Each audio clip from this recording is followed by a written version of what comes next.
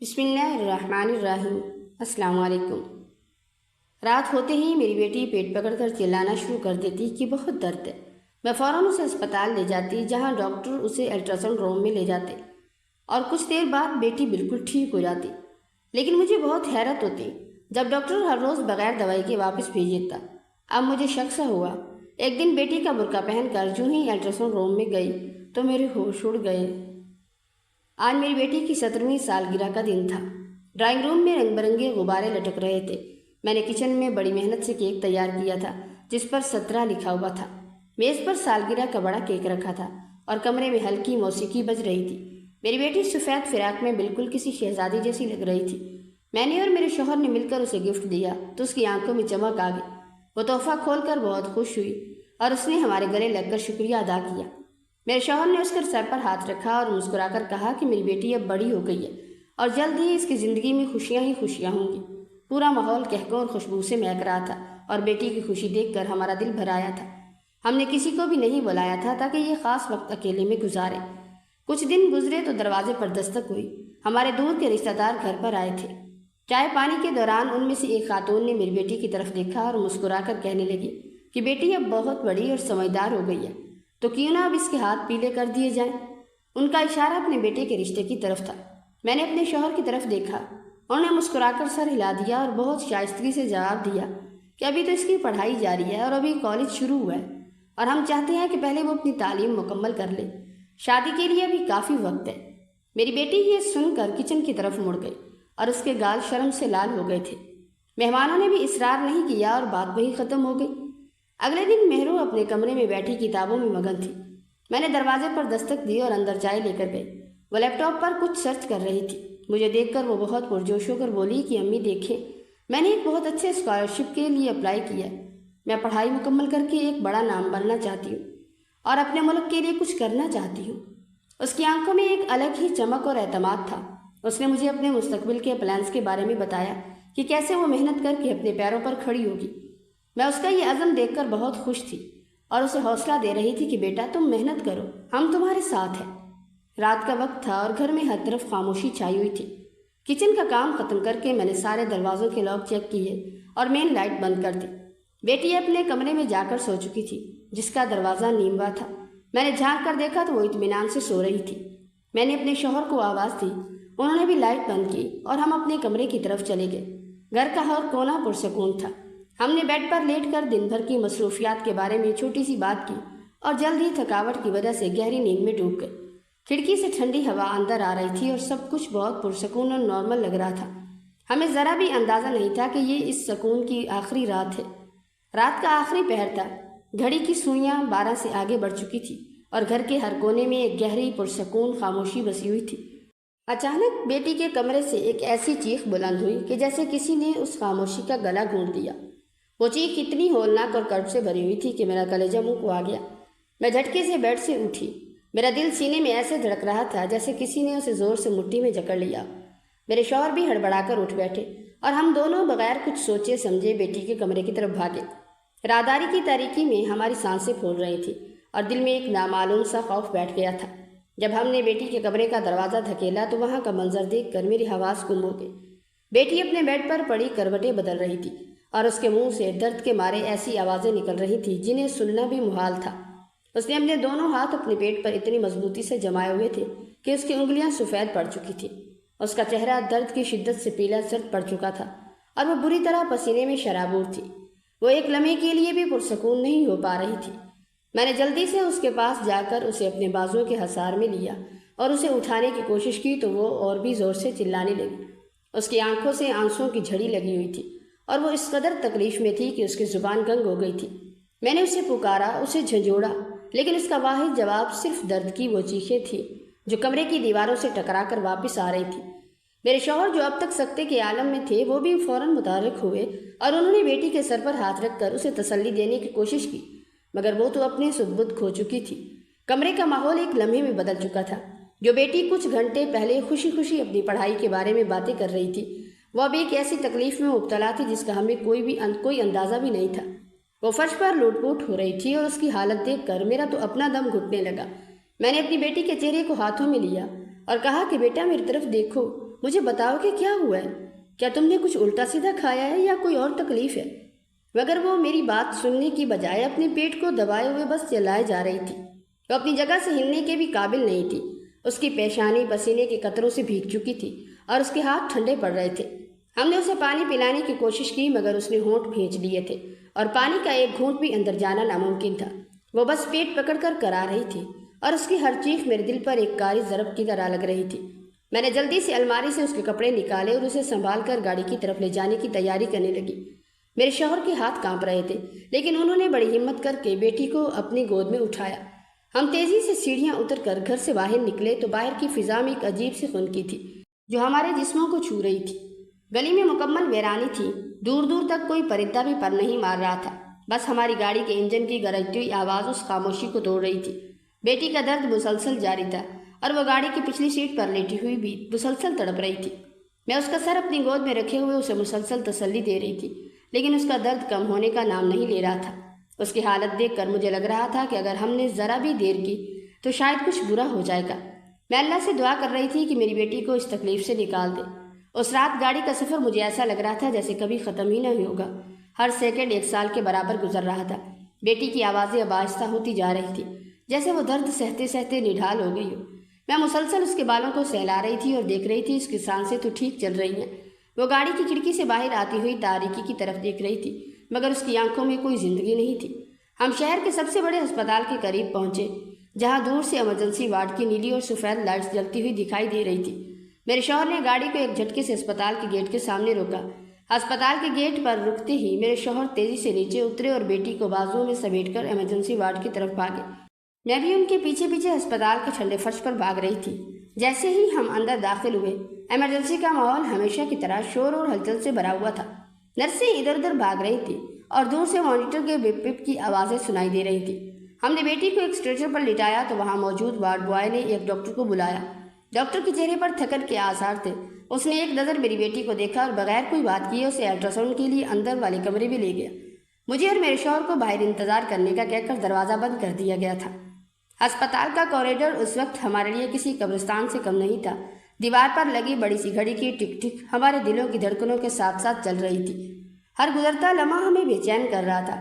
میرے شوہر بار بار اپنے ہاتھوں کو مل رہے تھے اور میں اللہ سے دعا کر رہی تھی کہ میری بیٹی کوئی سنگین بیماری نہ ہو، میری بیٹی کو کوئی سنگین بیماری نہ ہو۔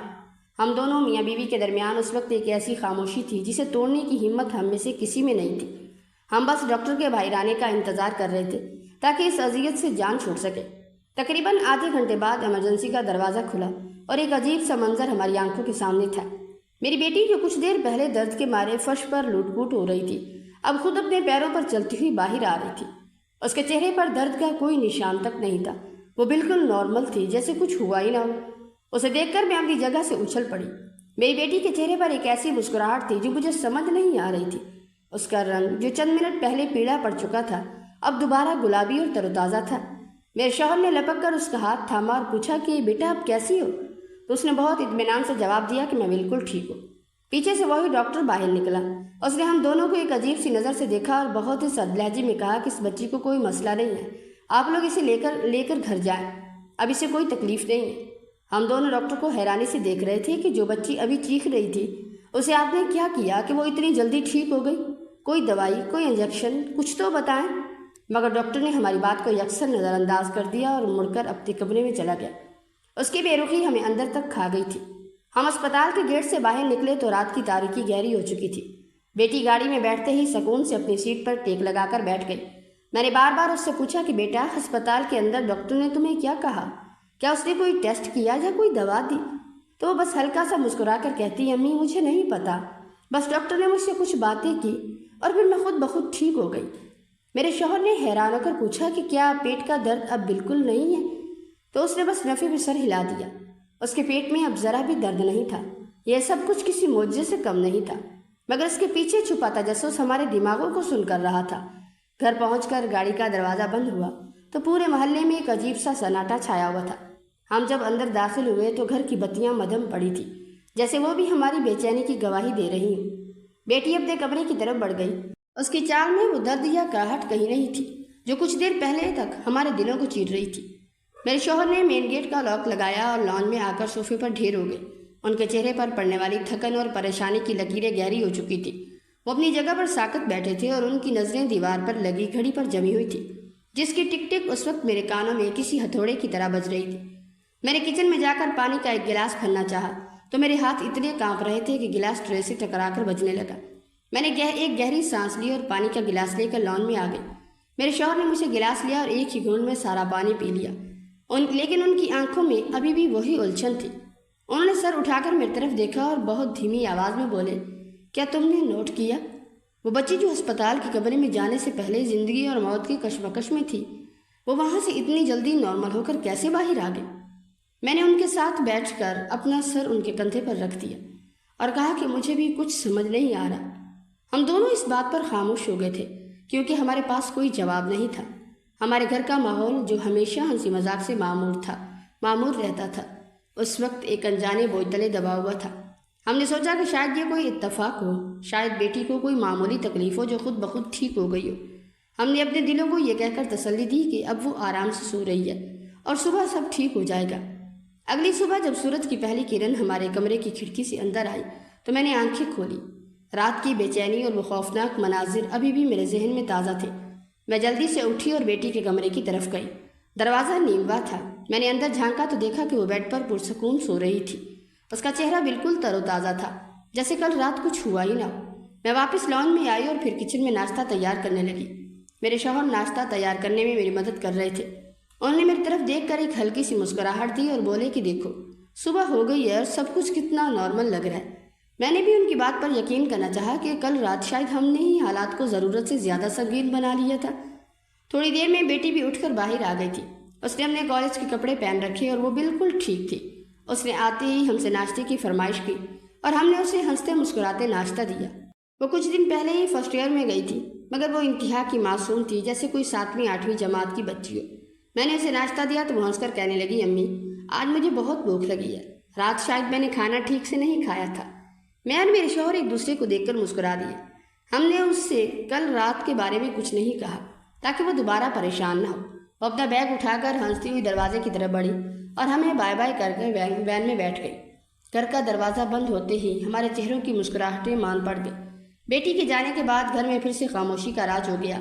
میں نے برتن سمیٹے اور لان میں آ کر بیٹھ گئی، لیکن میرا دل کہیں اور تھا۔ میرے شوہر ابھی بھی وہیں صوفے پر بیٹھے اخبار پڑھنے کی کوشش کر رہے تھے، مگر ان کی نظریں کسی ایک جگہ جمی ہوئی تھی۔ میں نے ان کے سامنے جا کر کرسی کھینچی اور بیٹھ گئی۔ میں نے بات کا آغاز کرتے ہوئے کہا کہ کیا آپ کو واقعی لگتا ہے کہ وہ صرف معمولی درد تھا؟ انہوں نے اخبار ایک طرف رکھا، میری آنکھوں میں دیکھا اور سر جھکا لیا۔ وہ بولے کہ میری عقل اس بات کو تسلیم نہیں کر رہی، لیکن ہمارے پاس اس کے علاوہ کوئی اور چارہ بھی نہیں ہے۔ وہ ڈاکٹر وہاں کا سب سے مشہور ماہر ہے، اگر اس نے کچھ نہیں کہا تو شاید ہم ہی زیادہ سوچ رہے ہیں۔ ہم نے کافی دیر تک اسی بات پر بحث کی۔ وہ کہہ رہے تھے شاید ڈاکٹر کا تجربہ اتنا ہے کہ وہ صرف دیکھ کر ہی سمجھ گیا ہو، اور میں کہہ رہی تھی کہ بغیر کسی دوائی کے اتنی شدید چیخوں کو خاموش کر دینا کوئی معمولی بات نہیں ہے۔ ہماری یہ بحث چلتی رہی۔ کبھی ہم ایک دوسرے کی بات سے اتفاق کرتے اور کبھی شک کے دائرے میں واپس آ جاتے۔ ہم دونوں نے سر جوڑ کر ایک بار پھر اس رات کو یاد کیا۔ بیٹی کا وہ پیٹ پکڑ کر تڑپنا، پھر اسپتال کے اس کمرے سے اس کا ہنستے ہوئے باہر آنا اور ڈاکٹر کا وہ لا تعلق سا رویہ، یہ سب کچھ اتنی جلدی ہوا تھا کہ ہمیں اپنی یادداشت پر شک ہونے لگا تھا۔ میں نے شوہر سے کہا کہ شاید ہمیں بیٹی سے پوچھنا چاہیے کہ اندر کیا ہوا تھا، لیکن شوہر نے مجھے منع کر دیا کہ وہ ابھی بہت چھوٹی اور معصوم ہے، کہیں ہم اسے ڈرا نہ دیں۔ ہم نے طے کیا کہ ہم کچھ دن اسے غور سے دیکھیں گے، اگر دوبارہ ایسا کچھ ہوا تو ہم کسی دوسرے اسپتال کا رخ کریں گے۔ اس بات پر ہمارا دل کچھ حد تک مطمئن ہو گیا، یا شاید ہم نے خود کو مطمئن کرنے کا ایک بہانہ ڈھونڈ لیا تھا۔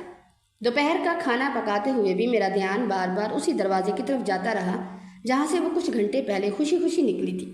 گھر کے پردے، دیواریں اور وہ فرنیچر سب کچھ ویسا ہی تھا، مگر اس پر ایک انجانا سا سایہ پڑا ہوا تھا جو ہمیں محسوس تو ہو رہا تھا، مگر ہم اسے الفاظ میں بیان نہیں کر پا رہے تھے۔ میں نے چائے بنائی اور ہم نے مل کر پی، لیکن اس دوران ہم نے ایک دوسرے سے کل رات کے بارے میں ایک لفظ بھی نہیں بولا۔ ہم دونوں چاہتے تھے کہ گھر کا ماحول دوبارہ ویسا ہی پرسکون ہو جائے جیسا کہ کل تک تھا۔ بیٹی کے واپس آنے کا وقت قریب تھا اور جیسے جیسے گھڑی کی سوئی آگے بڑھ رہی تھی میرا دل تیزی سے دھڑکنے لگا۔ مجھے ڈر تھا کہ جب وہ دروازہ کھول کر اندر آئے تو کہیں وہ دوبارہ وہی درد نہ لے کر آ جائے۔ میرا دل مسلسل ایک اندیکھی خوف میں مبتلا تھا۔ حالانکہ باہر سب کچھ نارمل تھا، گلیاں آباد تھیں، مگر میرے اندر کی دنیا میں ہلچل مچی ہوئی تھی۔ میں نے سوچا کیا یہ میرا وہم ہے؟ کیا ایک ماں کا دل بلا وجہ ہی اتنا زیادہ ڈر رہا ہے؟ میں نے اپنے دل کو سمجھایا کہ مہرو ہنس رہی ہے، کھیل رہی ہے، پڑھ رہی ہے، تو پھر یہ ڈر کیوں ہے؟ لیکن میرے اندر کا وہ شک، وہ سوال جو اس ڈاکٹر کے رویے سے پیدا ہوا تھا، وہ کسی صورت ختم نہیں ہو رہا تھا۔ میں نے ایک لمبی سانس لی اور بیٹی کے آنے کا انتظار کرنے لگی، جیسے کسی طوفان کے آنے سے پہلے کی خاموشی ہوتی ہے۔ میرے گھر کا ماحول بالکل ہی ویسا ہو چکا تھا۔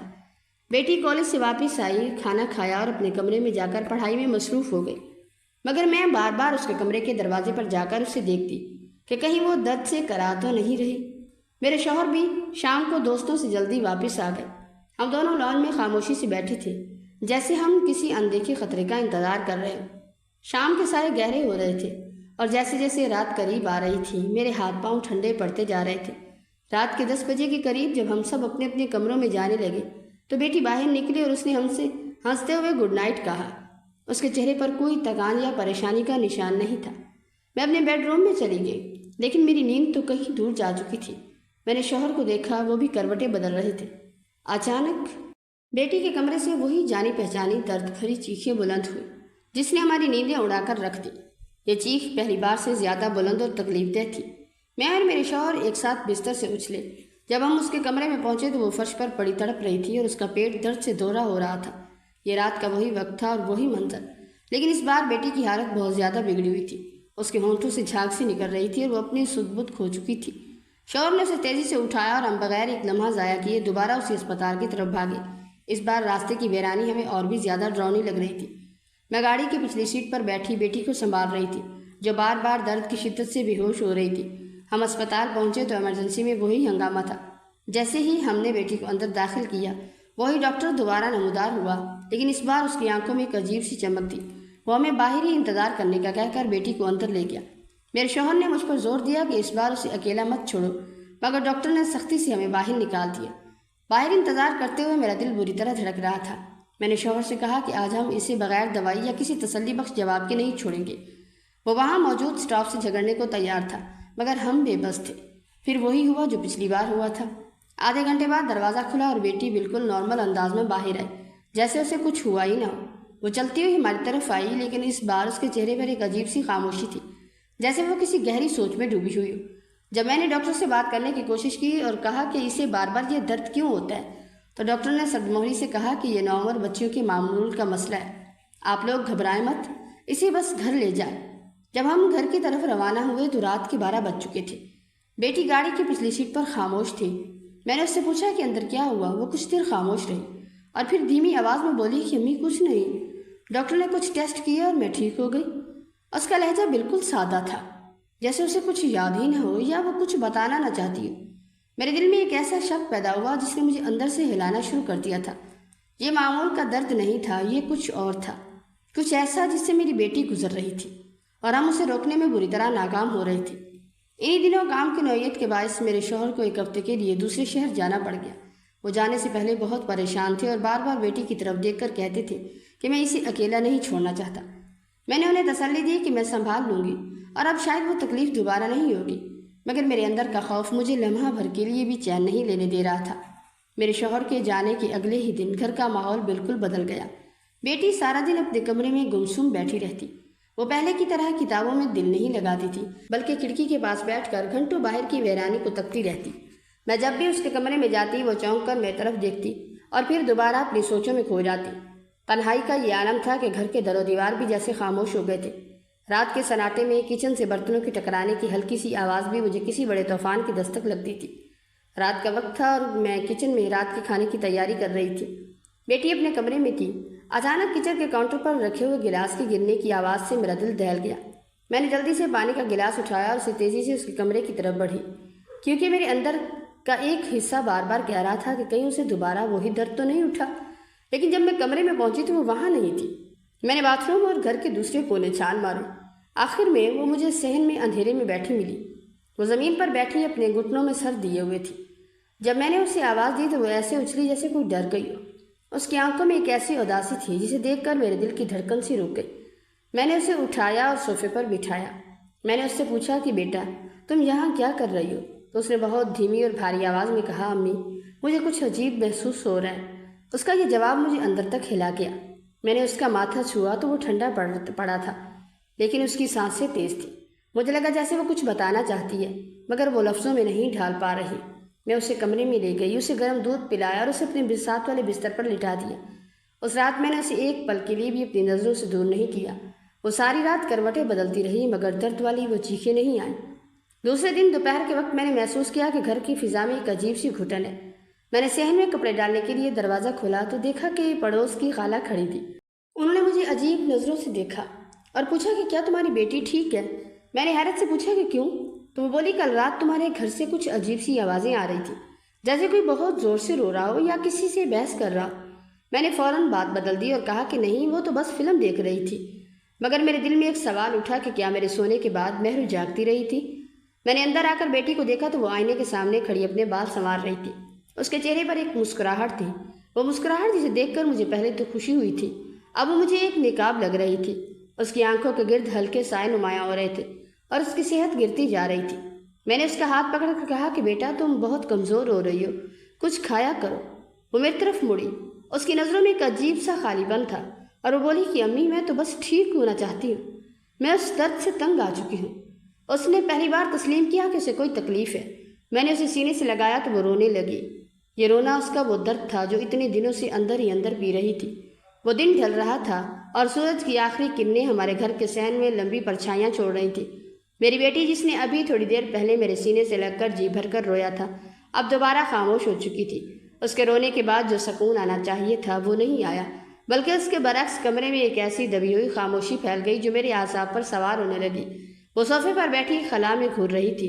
اس کی آنکھیں جو کل تک ستاروں کی طرح چمکتی تھی اب بجھ چکی تھی۔ میں کچن سے اس کے لیے پھل کاٹ کر لائی تو وہ اپنی جگہ سے ہلی تک نہیں۔ میں نے پلیٹ سامنے رکھی تو وہ چونک اٹھی اور بڑی بے بسی سے میری طرف دیکھا۔ اس کی آنکھوں میں ایک ایسا خوف تھا جسے میں نے پہلے کبھی نہیں دیکھا تھا۔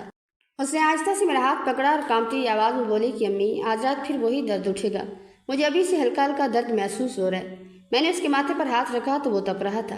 اس نے میری طرف دیکھتے ہوئے کہا کہ مجھے ڈاکٹر کے پاس جانا ہے، امی پلیز مجھے لے چلیں، مجھے درد ہوگا۔ میرا دل چاہا کہ میں اس کا منہ بند کر دوں۔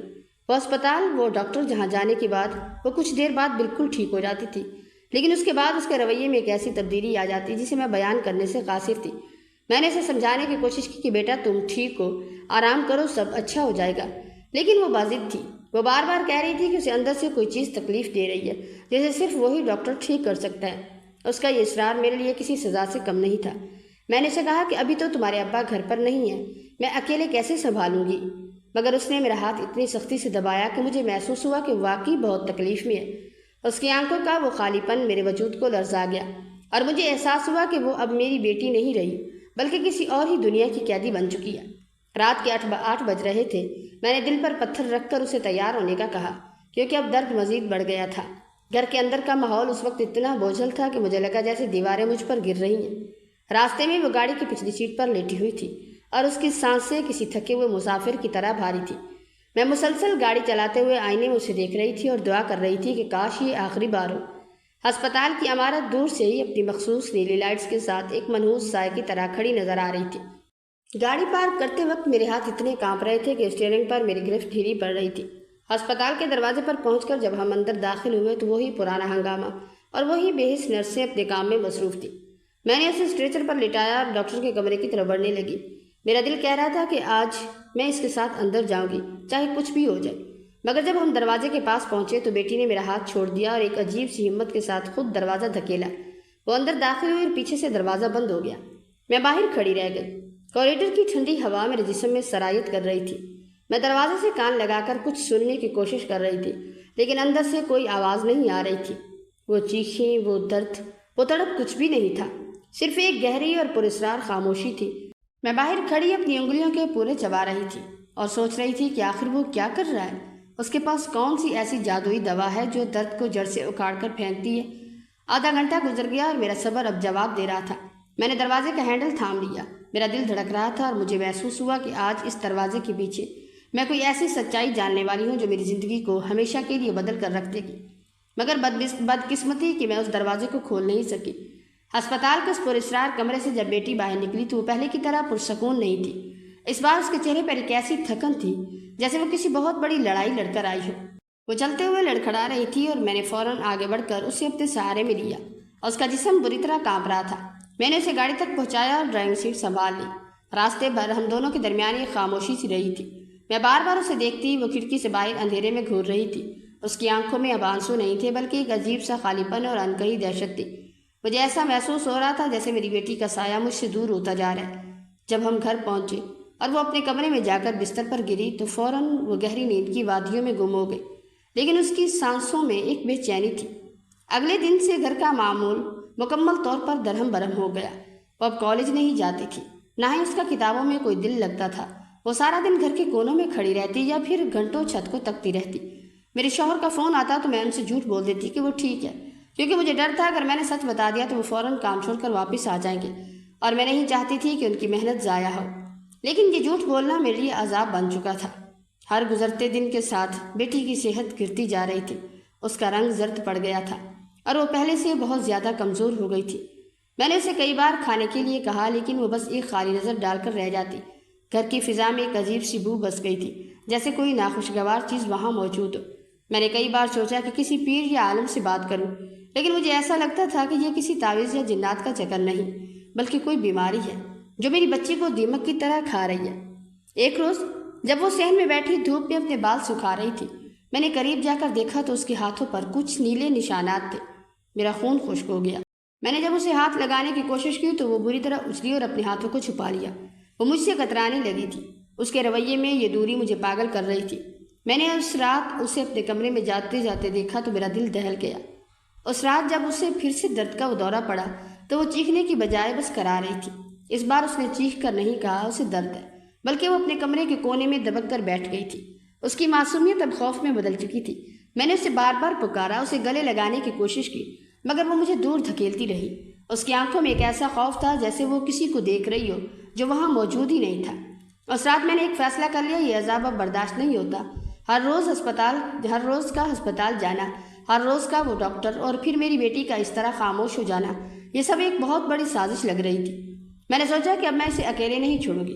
اگلی رات جب درد کی وہی منحوس گھڑی آئی تو میں نے اسے اٹھایا اور گاڑی میں بٹھایا۔ وہ اس وقت اتنی نڈھال تھی کہ بول بھی نہیں پا رہی تھی۔ میں گاڑی تیزی سے اسپتال کی طرف لے جا رہی تھی۔ میرا دل دھڑک نہیں رہا تھا بلکہ میرے سینے میں ایک آگ لگی ہوئی تھی۔ میں نے ارادہ کر لیا تھا کہ چاہے مجھے اس ڈاکٹر کے گلے میں ہاتھ ڈالنا پڑے، میں آج سچائی جان کر رہوں گی۔ بیٹی نیم بیہوشی کی حالت میں میرے ساتھ والی سیٹ پر پڑی تھی اور میں اسے دیکھ کر خود کو اندر ہی اندر کوس رہی تھی کہ میں کیسی ماں ہوں جس نے اپنی بیٹی کو بھیڑیوں کے آگے ڈال دیا۔ یہ رات، یہ سڑک اور یہ ہسپتال، سب کچھ اب مجھے اپنی تباہی کا منظر لگ رہا تھا۔ میں نے گاڑی کو اسپتال کے گیٹ پر ایک جھٹکے سے روکا اور بیٹی کو باہر نکالا۔ آج میں نے اپنی بیٹی کا برقع پہن رکھا تھا۔ میں نے دیکھا کہ میرا برقع اور نقاب میرے وجود کو چھپانے کے لیے کافی تھا۔ میری بیٹی برقعے کے بغیر معمولی سوٹ میں کوریڈور کی ایک کرسی پر بیٹھ گئی اور میں مکمل نقاب میں ملبوس اس برقعے اور ماسک کے ساتھ اس کمرے کے دروازے پر پہنچ گئی۔ میرا دل دھڑک رہا تھا مگر میرا دماغ ایک کمپیوٹر کی طرح کام کر رہا تھا۔ میں نے دروازے پر دستک دی۔ اندر سے اس ڈاکٹر کی وہی بھاری اور بے حس آواز آئی کہ اندر آ جاؤ۔ میں دروازہ کھول کر اندر داخل ہوئی۔ کمرہ وہی تھا، وہی نیلی روشنی اور وہی مڑی ہوئی میز۔ ڈاکٹر اپنی کرسی پر بیٹھا کچھ لکھ رہا تھا۔ اس نے میری طرف دیکھے بغیر کہا، لیٹ جاؤ۔ اس کا لہجہ ایسا تھا جیسے وہ کسی چیز کا عادی ہو۔ میں نے اپنا نقاب درست کیا، اپنے آپ کو سنبھالا اور بیٹی کی جگہ اس بیڈ پر جا کر لیٹ گئی۔ میرا سارا جسم کانپ رہا تھا مگر میں نے اپنے ہاتھ اپنے دوپٹے کے نیچے دبا دیے تھے تاکہ میری وہ کپکپاہٹ نہ دیکھ سکے۔ میں نے اپنی آواز کو جتنا ممکن ہو سکا باریک اور ڈرپوک بنا لیا تھا۔ پھر ڈاکٹر اپنی کرسی سے اٹھا اور میری طرف بڑھنے لگا۔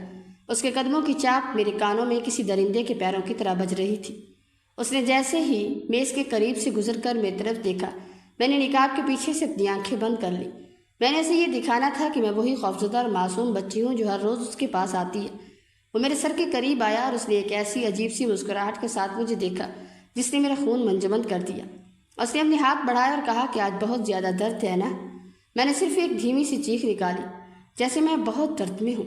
وہ ہنسا اور بولا کہ پریشان مت ہو، ابھی سب ٹھیک ہو جائے گا۔ میں نے اپنی آنکھیں کھول کر اس کے ہاتھ دیکھے جو میرے برقعے کے اوپر سے گزر رہے تھے۔ میرے دماغ میں ایک ہی بات چل رہی تھی کہ مجھے اسے رنگوں ہاتھوں پکڑنا ہے۔ آج یہ درندہ بچ نہیں سکے گا۔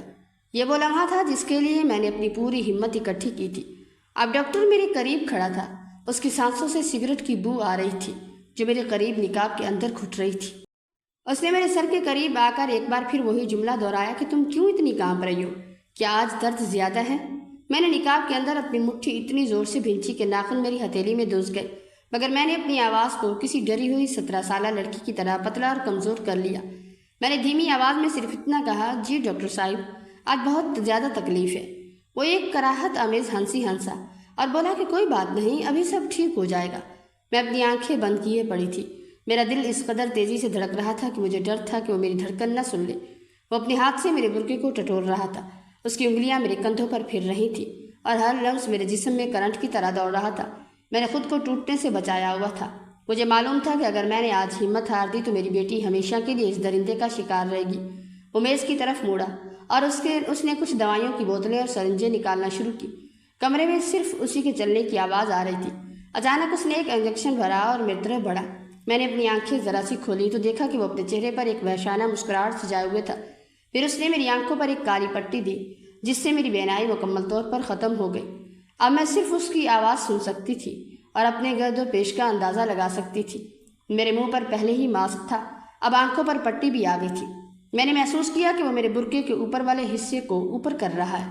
اس لمحے میرا پورا وجود آگ کی طرح سلگ اٹھا۔ میری غیرت اور میری ممتا ایک ساتھ چیخ اٹھی۔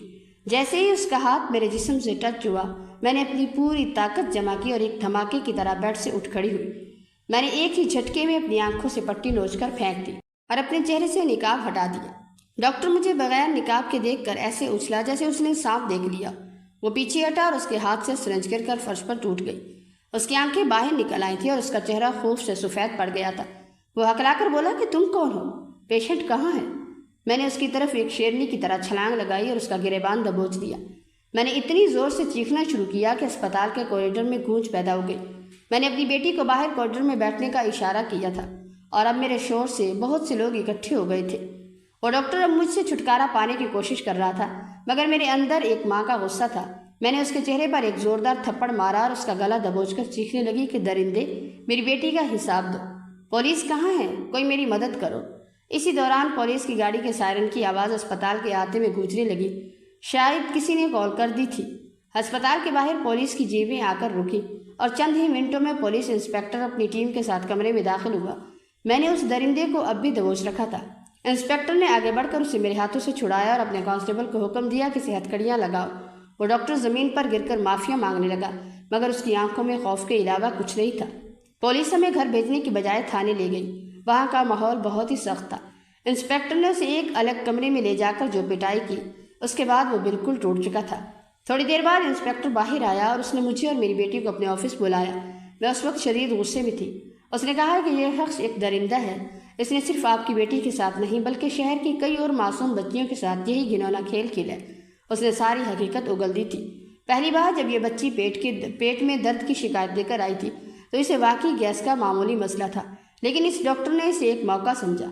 اس نے بچی کو بے ہوش کر کے یا اسے نیم بے ہوشی میں ڈال کر اس کے ساتھ وہ گھنونی حرکتیں کی۔ وہ آنکھوں پر پٹی اس لیے باندھتا تھا تاکہ بچی اسے دیکھ نہ سکے اور اسے الٹرا ساؤنڈ کا جھانسا دیتا تھا۔ سب سے بھیانک بات یہ تھی کہ وہ اسے ایک ایسا انجیکشن لگاتا تھا جس کا ریئیکشن ٹھیک 24 گھنٹے بعد ہوتا تھا، جس سے دوبارہ شدید پیٹ میں درد شروع ہو جاتا تھا۔ وہ ایسا اس لیے کرتا تھا تاکہ بچی مجبوری میں دوبارہ اسی کے پاس آئے اور وہ اپنی حوث پوری کرتا رہے۔ یہ سن کر میرا کلیجہ پھٹ گیا کہ اس نے میری بیٹی کو اتنی بڑی اذیت سے گزارا تھا۔ وہ بچی جسے کچھ سمجھ نہیں آ رہی تھی، روزانہ ایک ایسے جہنم میں جا رہی تھی جسے وہ اپنا علاج سمجھتی تھی۔ تھانے میں بیٹھ کر میں نے اپنی بیٹی کو سینے سے لگایا اور اس کے سر پر ہاتھ پھیرا۔ وہ اب رو رہی تھی، مگر یہ وہ رونا تھا جو بوجھ ہلکا کرنے والا تھا۔ پولیس نے ڈاکٹر کا سارا نیٹ ورک توڑ دیا تھا۔ وہ اس کے ساتھ شامل نرسوں اور عملے کو بھی گرفتار کر رہے تھے۔ اس دن مجھے احساس ہوا کہ معاشرے میں چھپے یہ بھیڑیے کتنی خطرناک ہو سکتی ہیں۔ وہ ڈاکٹر جو سفید کوٹ پہن کر مسیحا بنا ہوا تھا، اب ہتھکڑیوں میں جکڑا ہوا تھا۔ انسپکٹر نے وعدہ کیا کہ اسے ایسی سزا ملے گی کہ آئندہ کوئی ایسا کرنے کا سوچے گا بھی نہیں۔ جب ہم تھانے سے باہر نکلے تو آسمان صاف ہو چکا تھا اور صبح کی روشنی پھیل رہی تھی۔ میں نے بیٹی کی طرف دیکھا، اس کا چہرہ اب بھی پیلا تھا، لیکن اس کی آنکھوں میں وہ خوف ختم ہو چکا تھا۔ ہم گھر واپس پہنچے تو گھر کے کونے کونے میں سکون محسوس ہو رہا تھا۔ میرے شوہر جو اگلے دن واپس آ گئے تھے، انہوں نے جب یہ سارا واقعہ سنا تو وہ غصے اور دکھ سے نڈھال ہو گئے، مگر انہیں اس بات پر فخر تھا کہ ان کی بیوی نے ایک ماں کا فرض کس طرح نبھایا۔ ہم نے اس دن جان لیا کہ زندگی کے طوفان چاہے کتنے ہی سنگین کیوں نہ ہوں، اگر انسان کا ارادہ اٹل ہو تو ہر سازش بے نقاب ہو جاتی ہے۔ میری بیٹی اب دوبارہ ہنسنے لگی تھی۔ وہ پہلے جیسی تو نہیں تھی، مگر وہ ایک مضبوط لڑکی بن کر ابھری تھی۔ ہمیں یہ سبق ملا تھا کہ اپنی بیٹیوں پر نظر رکھیں، ان کی چھوٹی چھوٹی باتوں کو سنجیدگی سے لیں اور کبھی بھی کسی بھی ڈاکٹر یا پرائیویٹ کلینک پر آنکھیں بند کر کے اعتماد نہ کریں، بلکہ ہر قدم پر بصیرت کا دامن تھامے رکھیں، کیونکہ یہ حادثہ صرف ایک کلینک کی کہانی نہیں بلکہ ان چھپے خطرات کی نشاندہی تھی جن سے ہم اکثر غفلت برتتے ہیں۔ میری بیٹی کا وہ زخم جو اس نے اپنے ننھے وجود پر سہا، وقت کے ساتھ منمل تو ہو گیا، مگر اس نے اس کی شخصیت میں ایسی پختگی پیدا کر دی جو اس عمر میں ناممکن لگتی تھی۔ اس واقعے کے بعد ہمارا گھر ایک قلعے کی طرح مضبوط اور چوکنا ہو گیا تھا۔ میری بیٹی جو تب فرسٹ ایئر کالج میں پڑھتی تھی، اس ہولناک تجربے کے باوجود اپنی تعلیم سے پیچھے نہیں ہٹی۔ اس کا تعلیمی سفر انتہائی گھٹن تھا۔ وہ جب بھی کالج جاتی اسے ہسپتال کی وہ بو، وہ انجیکشن کی سوئی اور وہ سیاہ پٹی بار بار یاد آتی، لیکن وہ ہمت نہیں ہارتی تھی۔ وہ صبح سویرے اٹھتی، خود کو آئینے میں دیکھتی اور اپنی ذات میں ایک نئی طاقت محسوس کرتی۔ کالج کا راستہ اس کے لیے ایک میدان جنگ سے کم نہیں تھا، لیکن اس نے اپنی آنکھوں میں کامیابی کا خواب سجایا ہوا تھا۔ وہ کلاس روم میں سب سے خاموش لیکن سب سے زیادہ باوقار طالبہ تھی۔ جب اس کے اساتذہ اسے پڑھاتے تو وہ ان کے الفاظ میں انصاف کی تلاش کرتی۔ وہ کالج کی لائبریری میں گھنٹوں بیٹھ کر قانون کی کتابیں پڑھتی اور خود سے کہتی کہ میں صرف اپنی تعلیم مکمل نہیں کر رہی بلکہ میں اپنے مستقبل کے ہتھیار تیار کر رہی ہوں۔ اسے معلوم تھا کہ اس کے پاس دنیا میں آگے بڑھنے کا واحد راستہ علم ہی ہے۔ کالج کے 3 سال اس کے لیے محض پڑھائی کے نہیں تھے بلکہ یہ اس کی شخصیت کی تعمیر کے سال تھے۔ وہ اکثر گھر آ کر مجھے بتاتی کہ کس طرح وہ کالج میں اپنے ارد گرد کے ماحول کو جانتی ہے۔ وہ اب کسی بھی شخص کی چکنی چپڑی باتوں پر یقین نہیں کرتی۔ اس نے کالج میں ایک چھوٹا سا گروپ بنایا تھا جس کا کام اپنے ساتھی طالبات کو آگاہی دینا تھا کہ کس طرح اپنے حقوق کے لیے لڑنا ہے۔ اس کی اس خود اعتمادی نے اسے کالج بھر میں ایک نمایاں شناخت دی تھی۔ وہ جب اسٹیج پر جا کر تقریر کرتی تو اس کی آواز میں وہ گرج ہوتی جو ہر سچائی کے متلاشی کے دل کو چھو لیتی تھی۔ جب اس نے فرسٹ ایئر سے فائنل ایئر تک کا سفر طے کیا تو وہ ایک مکمل نئی انسان بن چکی تھی۔ وہ اب سہمی ہوئی لڑکی نہیں رہی تھی جس کے ساتھ وہ درندہ کھیل کھیلتا تھا۔ اس نے اپنی ڈگری مکمل کی اور ساتھ ہی ساتھ قانون کے امتحان کی تیاری بھی جاری رکھی۔ اس کا خواب اب صرف ڈگری حاصل کرنا نہیں بلکہ ایسے درندوں کے خلاف لڑنا تھا جنہوں نے اس کا بچپن چھینا تھا۔ اس نے اپنے کالج کے دورانیے کو ایک مشن بنا لیا تھا۔ وہ اپنی پڑھائی کے اخراجات کے لیے خود بھی محنت کرتی اور میں اس کے یہ جدوجہد دیکھ کر سجدے میں گر جاتی کہ اللہ نے میری بیٹی کو کتنا حوصلہ عطا کیا۔ سال گزرتے گئے اور وہ ایک باصلاحیت نوجوان قانون دان کے طور پر ابھری۔ اس دوران میں نے اسے کئی بار ٹوٹتے ہوئے دیکھا، لیکن ہر بار وہ دوبارہ اٹھ کھڑی ہوتی۔ اس کی زندگی کا ایک نیا موڑ تب آیا جب حارث کا رشتہ ہمارے گھر آیا۔ حارث ایک نوجوان ڈاکٹر تھا مگر اس کا کردار اس مکروہ شخص سے بالکل برعکس تھا۔ حارث نے جب پہلی بار میرے گھر قدم رکھا تو اس کی آنکھوں میں احترام تھا۔ وہ جانتا تھا کہ اس گھر کی بیٹی کسی طوفان سے گزر کر آئی ہے۔ وہ میری بیٹی کی تعلیم، اس کی ہمت اور اس کی استقامت کا بے حد معترف تھا۔ حارث نے میری بیٹی کو اس کے ماضی کے ساتھ قبول کیا اور اس کی طاقت بننے کا عہد کیا۔ شادی کا دن آیا تو پورا گھر خوشیوں سے مہک رہا تھا۔ اپنی بیٹی کو سرخ جوڑے میں دیکھ کر میرے ذہن میں وہ پرانی تصویر ابھری جب وہ اسپتال کے بیڈ پر خوف سے لرز رہی تھی۔ آج وہ اسی آنکھوں میں عزم لیے ہوئے تھی، مگر اس بار وہ عزم خوف کا نہیں بلکہ نئی زندگی کا تھا۔ رخصتی کے وقت حارث نے میرا ہاتھ تھام کر سرگوشی کی کہ آنٹی، میں اس کا محافظ ہوں، اب اسے کسی اندھیرے سے ڈرنے کی ضرورت نہیں، کیونکہ اس کے ساتھ ایک ایسا شخص ہے جو اس کے درد کو اپنی طاقت سمجھتا ہے۔ اس کی نئی زندگی کا آغاز ایک ایسے گھر میں ہوا جہاں اسے عزت اور سکون نصیب تھا۔ حارث نے اسے اپنی پریکٹس میں بھی شامل کیا اور ہم نے مل کر ایک ایسی تنظیم کی بنیاد رکھی جو غریب بچیوں کو مفت قانونی اور طبی مشاورت فراہم کرتی ہے۔ میری بیٹی اب صبح عدالت میں انصاف کے لیے لڑتی اور شام کو کلینک کے مریضوں کی دیکھ بھال کرتی۔ آج جب میں اسے ہنستے مسکراتے دیکھتی ہوں تو محسوس ہوتا ہے کہ ہماری جدوجہد رنگ لے آئی ہے، اور اب اس کی داستان خوف کی نہیں بلکہ فتح اور سکون کی علامت ہے۔ اور ہماری یہ زندگی کا سفر اب ایک مثال ہے ان سب کے لیے جو سمجھتے ہیں کہ ظلم کبھی ختم نہیں ہوتا۔ دوسری طرف وہ ظالم ڈاکٹر جس نے سفید کوٹ کی آڑ میں انسانیت کو داغدار کیا تھا، اس کا انجام کسی عبرت سے کم نہیں تھا۔ جیل کی سلاخوں کے پیچھے جب اسے وہ اذیتیں نصیب ہوئیں جو اس نے معصوم بچیوں کو دی تھی تو اس کا غرور خاک میں مل گیا۔ اس کے ساتھ ملوث نرسیں اور عملے کے ارکان جو اس کے سیاہ کاروبار میں برابر کے شریک تھے، ان کا معاشرتی بائیکاٹ ہو چکا تھا۔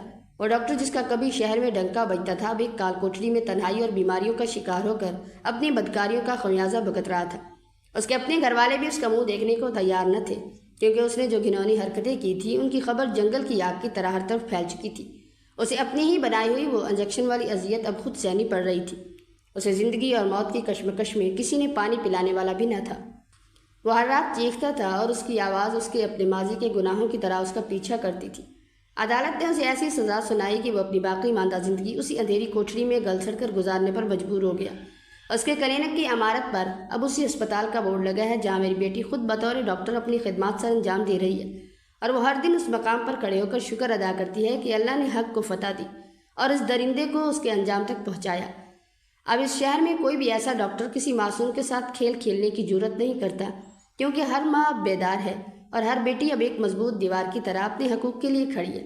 جس کا انجام ایسا ہو وہ کبھی بھی کسی کے لیے مسیحا نہیں بلکہ ایک عبرت کا نشان بن جاتا ہے، اور تاریخ گواہ ہے کہ جب کوئی اپنے طاقت کے نشے میں اندھا ہو کر مظلوموں کا استحصال کرتا ہے تو قدرت کا نظام اسے ایسی گہرائی میں دھکیل دیتا ہے جہاں سے واپسی کا کوئی راستہ نہیں ہوتا۔ اس پورے واقعے کے دوران میں یہ کبھی نہیں بھولتی کہ ایک بیٹی کی زندگی میں باپ کا کردار کتنا عظیم اور مقدس ہوتا ہے۔ میرے شوہر کی مثال میرے سامنے تھی، جنہوں نے اپنی بیٹی کو نہ صرف محبت سے پالا بلکہ اس کے ہر آنسو کو پوجنے کے لیے ہمیشہ ایک ڈھال بن کر کھڑے رہے۔ دنیا میں ایسے لاکھوں باپ ہیں جو اپنی بیٹیوں کے لیے ہر قربانی دینے کو تیار رہتے ہیں، ان کی خوشیوں میں اپنی خوشی ڈھونڈتے ہیں اور معاشرے کی اونچ نیچ سے انہیں بچا کر رکھنا اپنا فرض سمجھتے ہیں۔ یہ باپ ہی تو ہوتے ہیں جو بیٹی کے سر پر دست شفقت رکھ کر اسے یہ یقین دلاتے ہیں کہ وہ اس دنیا میں اکیلی نہیں ہے۔ اور جہاں تک مسیحا کا تعلق ہے تو یہ بھی جانتی ہوں کہ ہمارے معاشرے میں ایسے فرض شناس اور ایماندار ڈاکٹرز کی بھی کمی نہیں جو باقی انسانیت کا درد رکھتے ہیں۔ وہ ڈاکٹرز جو راتوں کو جاگ کر دوسروں کی زندگی بچاتے ہیں، جو اپنے پیشے کو عبادت سمجھتے ہیں اور جن کی شرافت اور اخلاق پر کوئی انگلی نہیں اٹھا سکتا۔ وہ درندہ جس نے ہمارے ساتھ ظلم کیا وہ تو صرف ایک کالی بھیڑ تھا جس کا کوئی مذہب یا پیشہ نہیں ہوتا، لیکن اس کی وجہ سے پورے شعبہ طبیہ ہر مرد کو برا سمجھنا سراسر ناانصافی ہوگی۔ ہمارے ارد گرد ایسے بہت سے مرد، چاہے وہ بھائی ہوں یا باپ ہوں یا جیون ساتھی، جو بیٹیوں اور خواتین کی عزت اور وقار کی حفاظت کے لیے اپنی جان تک داؤ پر لگا دیتے ہیں۔ حقیقت یہ ہے کہ معاشرے کی خوبصورتی اور توازن ایسے ہی باکردار اور نیک سیرت مردوں کے دم قدم سے ہیں جو خواتین کو وہ مقام دیتے ہیں جس کی وہ حقدار ہیں۔ ہمیں یہ سبق کبھی نہیں بھولنا چاہیے کہ برائی کسی ایک شخص میں ہوتی ہے، پوری صنف یا پورے پیشے میں نہیں، اور ہمارے معاشرے میں اچھائی کا پلڑا ہمیشہ بھاری رہا ہے۔ ہمیں بس ان اندھیروں کی بجائے روشنی پھیلانے والے کرداروں کو بھی پہچاننا اور ان کی قدر کرنی چاہیے۔ اس کہانی کا بہترین سبق یہ ہے کہ محبت اور تحفظ ہی وہ مضبوط بنیاد ہے جس پر ایک بیٹی کی شخصیت تعمیر ہوتی ہے۔ ایک باپ کی دی ہوئی ڈھارس، ایک جیون ساتھی کا ساتھ اور ایک با کردار انسان کا احترام، یہی وہ عناصر ہیں جو معاشرے کو خوبصورت بناتے ہیں۔ یہ سبق یاد رکھیں کہ برائی کا کوئی پیشہ نہیں ہوتا، وہ کسی بھی بھیس میں چھپی ہو سکتی ہے، مگر اچھائی بھی ہر جگہ موجود ہے۔ ہمیں کسی بھی پیشے یا صنف کے بارے میں منفی رائے قائم کرنے کی بجائے افراد کے کردار کو پرکھنے کی بصیرت پیدا کرنی چاہیے۔ آئیے ہم ایسے معاشرے کی تعمیر کریں جہاں بیٹیاں محفوظ ہوں اور جہاں اچھے مردوں، فرض شناس، مسیحاؤں اور شفیق باپوں کی عزت اور قدر کی جائے، کیونکہ ایک بہتر معاشرہ تب ہی بنتا ہے جب ہم اچھائی کو پہچان کر اس کا ساتھ دیں اور برائی کو بے نقاب کر کے اسے جڑ سے اکھاڑ پھینکیں۔ حقیقی انصاف صرف قانون کی گرفت سے نہیں ہوتا، بلکہ اس وقت مکمل ہوتا ہے جب ایک مظلوم اپنے زخموں کو شکست کا نشان بنانے کی بجائے انہیں اپنی طاقت کا مینار بنا لے۔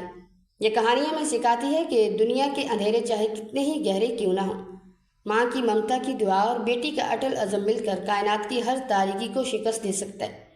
ظلم چاہے کسی بھی مسیحا کے روپ میں کیوں نہ چھپا ہو، وہ قدرت کی چکی میں پس کر ضرور عبرت بنتا ہے۔ یاد رکھیں کہ جب کوئی انسان ٹوٹ کر بکھر جانے کے بعد دوبارہ جڑتا ہے تو وہ اپنی پہلی شخصیت سے کہیں زیادہ مضبوط اور ناقابل شکست بن جاتا ہے۔ زندگی کا اصل مقصد زخموں کو چھپانا نہیں بلکہ انہیں روشن کر کے دوسروں کے لیے امید کی مشعل بننا ہے، کیونکہ جب ایک بیٹی ظلم کے سامنے دیوار بن کر کھڑی ہو جائے تو پھر معاشرے کا ہر درندہ لرزنے پر مجبور ہو جاتا ہے۔ اے اللہ، تو مظلوموں کا حامی اور بے سہاروں کا سہارا ہے۔ اے میرے رب، جو مائیں اپنی اولاد کے لیے دن رات کرب اور اذیت کی چکی میں پس رہی ہیں، ان کے دلوں کو سکون عطا فرما۔ یا اللہ، دنیا کے ہر اس گھر کی حفاظت فرما جہاں کسی معصوم بیٹی کا تحفظ خطرے میں ہے۔ یا رب کریم، ہر اس بیٹی کو جو ظلم کی اندھیریوں میں گم ہو گئی ہے اپنی پناہ میں لے اور ان کے زخموں کو اپنے کرم سے بھر دے۔ اے اللہ، ظالموں کو ان کے انجام تک پہنچا اور مظلوموں کے لیے انصاف کے دروازے کھول دے۔ اے رب کائنات، ہماری بیٹیوں کے نصیبوں کو روشن کر انہیں ہمت اور حوصلے کا پہاڑ بنا دے تاکہ وہ اپنے حقوق کے لیے لڑ سکیں اور سر اٹھا کر جی سکیں۔ یا اللہ، ہر ماں کی ممتا کو سلامت رکھ اور ہر بیٹی کے سر پر عزت و وقار کا سایہ قائم رکھ۔ ہمارے معاشرے کو ایسے درندوں کے شر سے پاک کر دے اور ہمارے گھروں کو سکون، خوشیوں اور ایمان کی سلامتی کا گہوارہ بنا دے۔ آمین یا رب العالمین۔